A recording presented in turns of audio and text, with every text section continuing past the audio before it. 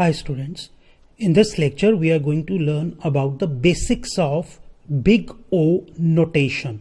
Now, what is big O notation?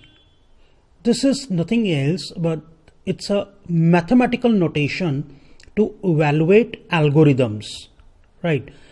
And basically this is to observe the way time and space requirements grow as the input size grows. Now, this is very simple to understand. Naturally, when our input will grow, naturally more time and more space will be required. So we will be just trying to observe the tendency of our time and space to grow as the input size grows, right? Why do we need it? See, it's not practical to talk about the exact runtime of an algorithm. What I mean to say is like we cannot straight away tell that what will be the runtime of an algorithm or a program. Reason being that this is something which is more dependent on the CPU speed. So we are using so many computers with different kinds of configurations, different kinds of CPUs. So we cannot flatly talk about exact runtime of any algorithm on different types of computers, right? So we use big O notation to judge how runtime grows as the input grows. So size of the input is used, the size of the input that we people use is represented by N. Okay, the terminology that we use is runtime will grow. This is how we speak. Runtime will grow on the order of the size of the input, and we write it like this: O, and within parentheses we write N. Another way of using it is runtime grows on the order of square of the size of the input. O, within parentheses we will write N square.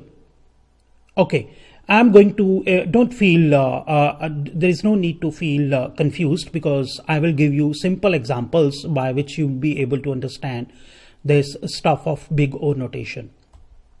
Okay, see students, all of you know the basics of C.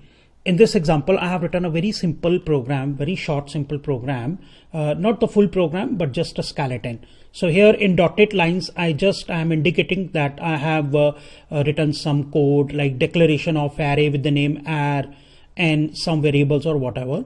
I just want you to concentrate on this statement, printf %d ar0. So that means I am interested in printing only one element at a time.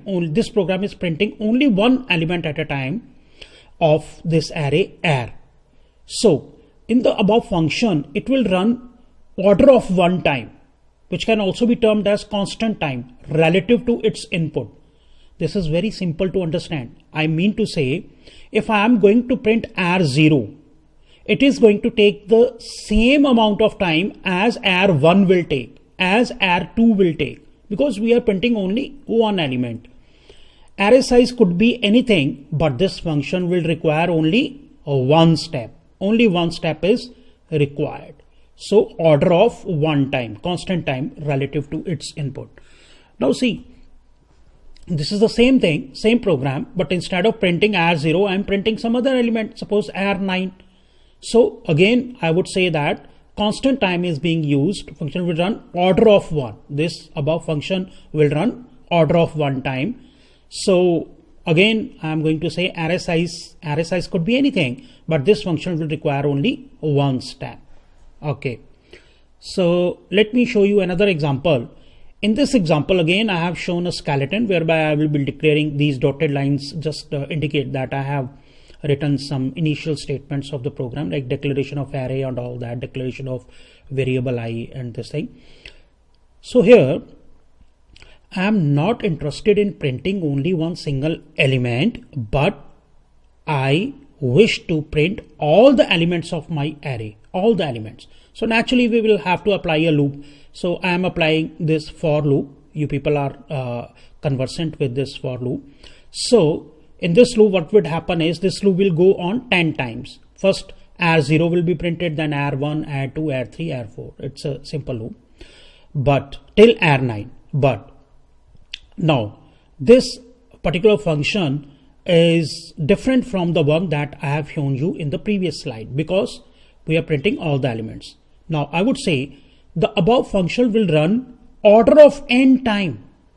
It will be called linear time relative to its input, right? Order of n. Now what is n? N is the size of input. In this example, size of the array. So here it will be order of 10, because I have assumed that this array consists of 10 elements, right? Again, see, the above function will run order of n. N is the size of the array. Now in this example, value of n is 10, right? So order of 10 is going to be there.